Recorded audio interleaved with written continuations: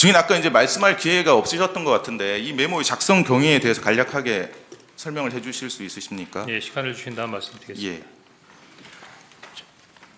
제가 전달했던 첫 번째 거를 올려주시고요. 문서나 메모라고 하는 거는 중요도와 필요에 의해서 만드는 부분인데 저는 사실 지금처럼 이 메모가 중요한 부분에 있어 가치를 갖는 증거가 될 수라고는 당시로서는 전혀 생각을 못했습니다.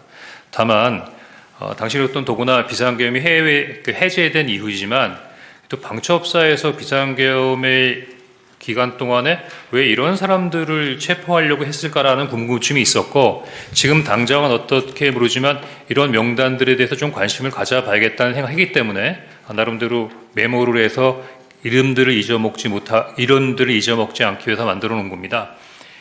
조금 이해를 돕기 위해서 이제 12월 3일 날 이런 메모에다가 제가 관련된 전화를 통해서 받아 적은 명단을 적었습니다.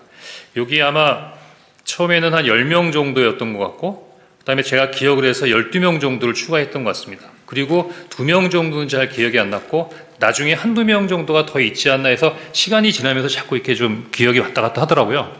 그래서 일단 그 부분은 제가 메모를 적자마자 11시 30분에 그 정무직 회의를 가니까 그 전에 보좌관에게 한번 정서를 해보라. 근데 제가 그렇게까지 하라고 그런 건 아니었는데 그냥 모르는 사람인데 좀 알아봐. 그랬더니 이 두 장에 아주 빽빽하게 사람의 이름과 인적사항을 적어서 갖고 왔습니다. 사실은 뭐 이렇게 복잡하게 적어놨나 하는 생각이 들었었는데 일단 이 두 번째 메모가 만들어졌고요. 다음 장 주십시오. 아까 말씀드린 12월 4일 날 오후 4시에 지금 기억이 나는 게 야, 너 머리 똑똑한데 한번 적어봐. 뭐 이렇게 얘기를 했던 것 같은데 한번 복기를 시켜봤습니다. 지금 생각해보면은 우리 변호인님께서 왜 그런 일을 했냐라고 하시는 부분도 이해가 되는데 보좌관하고는 어떤 뭐 이런 부분에 있어서 몇 번에 있어 일이 있었기 때문에 거의 뭐 새로운 일은 아니었고요. 그래서 저 하얀 거는 오른쪽에 있는 거를 좀 약간 지운 건데 이 파란색으로 돼 있는 것만을 그 당시 보좌관이 적어온 겁니다. 그래서 12월 4일 날 4시에 요거를 작성해서 저한테 준 다음에 제가 이걸 보고 두 번째 메모 저거 빽빽하게 있는 걸 갖고 있느니 이게 시원시원하게 잘 써져 있네 라는 생각이 들어서 굳이 빽빽하게 적혀있는 두 장의 메모는 더 이상 가지고 있을 이유가 없다고 생각해서 두 번째 메모도 이제 폐기하게 되고요. 그 세 번째 메모를 보고 야, 그 권순위는 두 번 썼네. 아니 조국이 빠졌다. 딴지일보 김호준.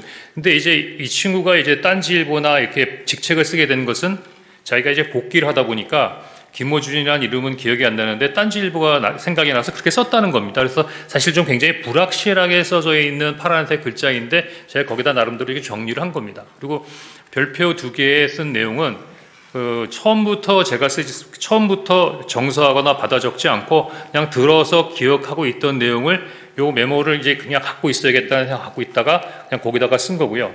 그 다음에 여기다 그 오른쪽 끝에 있는 메모는 제가 12월 11일 날 검찰에서 조사를 받으면서 검사가 요 관련된 사항에 대해서 한번 설명해 봐라 라고 했을 때 16명 아니고요. 지금 여기 뭐 14명이라고 그랬는데 12명밖에 없지 않느냐 그렇게 얘기하길래 제가 처음에는 기억이 안 났지만 물리면 그 선관위 관계자, 선관위 명단 이렇게 쭉 하다 보니까 그때 쭉 생각이 나서 조혜주하고 양정청이라는 명을 2개를 추가했고 요 밑에 생각 안 나던 이름 2개를 제가 썼던 건데 그때는 특별한 의미 없이 했던 행위들이 이렇게까지 설명드려야 되는 상황이 됐던 것 같습니다. 이상입니다. 예. 그 12월 4일 그 이제 가필하신 부분 이제 파란색 부분은 보좌관의 글씨고요. 네. 그 아래쪽에 이제 축차 검거, 뭐 위치 추적, 감금 조사 이런 부분은 증인이 12월 4일 날 오후에 보좌관이 그 기억나는 대로 쓰신 이후에 12월 4일에 그렇습니다. 가필하신 건가요? 예. 그 증인은 이 심판정에서뿐만 아니라 여러 수사기관에서 이 메모가 보좌관에게 명단을 다시 쓰게 해서 작성한 것이라고 일관되게 진술을 하셨죠. 그렇습니다. 예.